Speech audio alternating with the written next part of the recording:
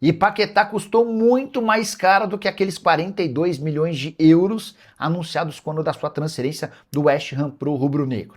É que com impostos, intermediações e luvas, o valor final da operação não foi de 260 milhões de reais, como anunciado na época, e sim de 315 milhões de reais, uma diferença de 55 milhões de reais a mais. No fim das contas, a operação custou ao rubro-negro 53 milhões e 800 mil euros, de longe a maior contratação da história do futebol da América do Sul.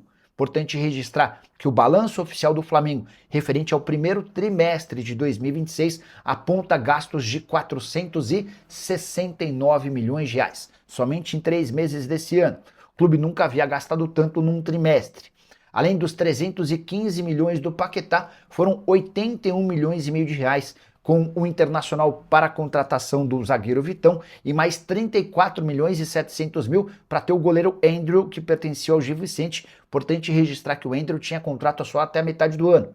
Bastava o Flamengo assinar um pré-contrato com o Andrew e poderia contar com a chegada do jogador em julho sem custos.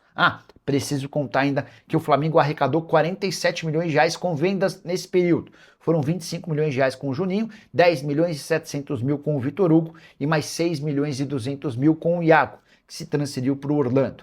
A receita total no trimestre foi de 383 milhões de reais, um aumento de 35% em relação ao mesmo período, os 3 primeiros meses do ano de 2025. Mas o Flamengo fechou com prejuízo, com um déficit de 64 milhões de reais. Thiago Almada, craque do Botafogo, da seleção argentina e que não consegue jogar no Atlético de Madrid, está sendo especulado como possível reforço do River Plate. Notícia super importante para clubes brasileiros. Vale a lembrança de que o Palmeiras tentou contratar o Almada na última janela de transferências, mas ouviu que o craque argentino não pretende deixar a Europa. Pois bem, a ESPN Argentina assegura que o Almada negocia com o River Plate. A ideia é que ele chegue por empréstimo e a resposta do Atlético de Madrid do Almada deve pintar em 20 dias. Queria só lembrar para vocês que o River Plate nem disputa a Libertadores da América, está na Sul-Americana. E diante desse cenário, entendo ser obrigação dos principais clubes brasileiros entrarem em contato com o Almada e também com o Atlético de Madrid para cogitar a possibilidade de contratá-lo. Não por empréstimo, mas em definitivo. Jogador que é muito acima da média, mas não tem conseguido jogar sob o comando de Diego Simeone.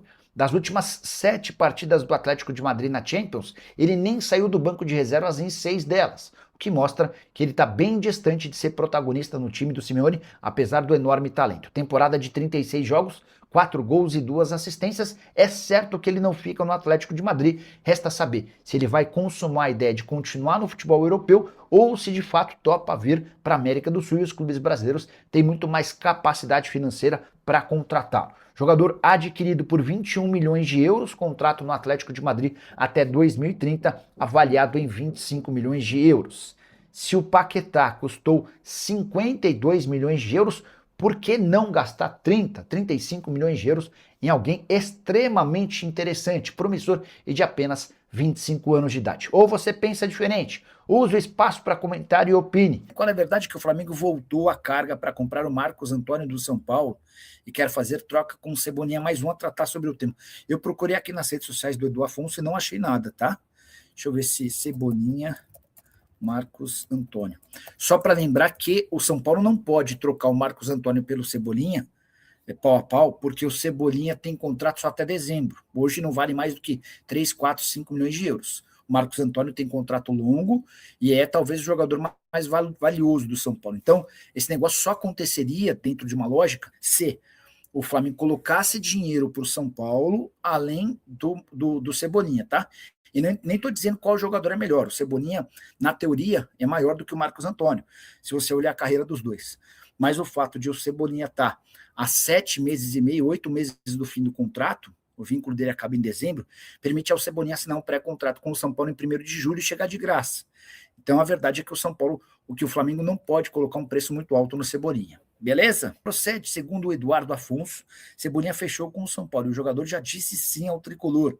E o Flamengo vai tentar o Marcos Antônio no meio do ano. Tem saído notícias sobre isso. Cara, o interesse do Flamengo no Marcos Antônio é super antigo e absolutamente real, tá?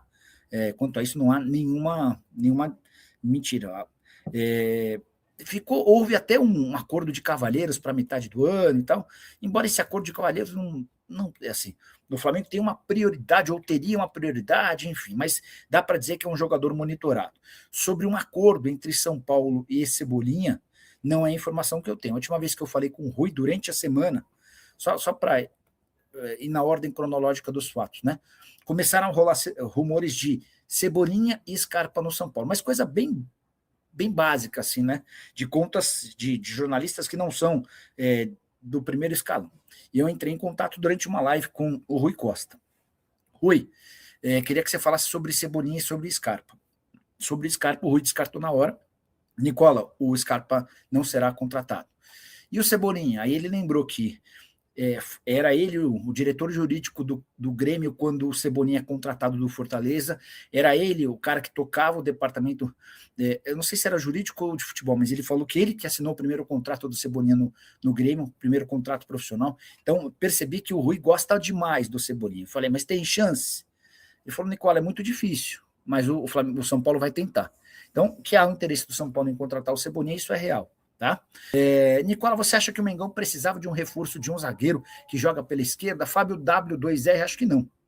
O Flamengo tem hoje Léo Ortiz e Léo Pereira como titulares, Vitão e Danilo como reservas. Eu acho até que pensar em zagueiro seria um desperdício. Você tem um Vitão que é muito bom zagueiro e seria titular em quase todos os times do Brasil. Você tem um Danilo que vai para a Copa do Mundo como zagueiro. E você ainda pode ter utilização de atletas da base. É legal que você tenha um refresco, uma folguinha para eventualmente ter alguém da base, para que esse processo de profissionalização dos caras sempre dê a esperança de o cara que está na base de algum momento ganhar a oportunidade, tá bom? O Dybala, a história do Dybala é curiosa, né? Ele está de saída da Roma, o contrato acaba em 30 de junho. E o Danilo e o Alexandro, que jogaram muito tempo com o Dybala na Juventus, fazem desde o ano passado uma baita campanha para que o Dybala seja contratado. A relação deles é tão próxima que envolve até as esposas, né? A esposa do Dybala é muito próxima da esposa do Alexandro e da ex do Danilo. O Danilo acabou se separando. Inclusive, a esposa do Dybala veio ao Rio de Janeiro para conferir um pouquinho da estrutura, onde moraria, escola das crianças, enfim. Mas na Argentina surgiu a informação de que o Boca Juniors fez proposta interessante e deve anunciá-la muito em breve, tá? Enfim, o Dybala seria um cara que caberia muito no futebol brasileiro. Dybala e Almada, você perder eles para a Argentina, cara, é frustrante, né?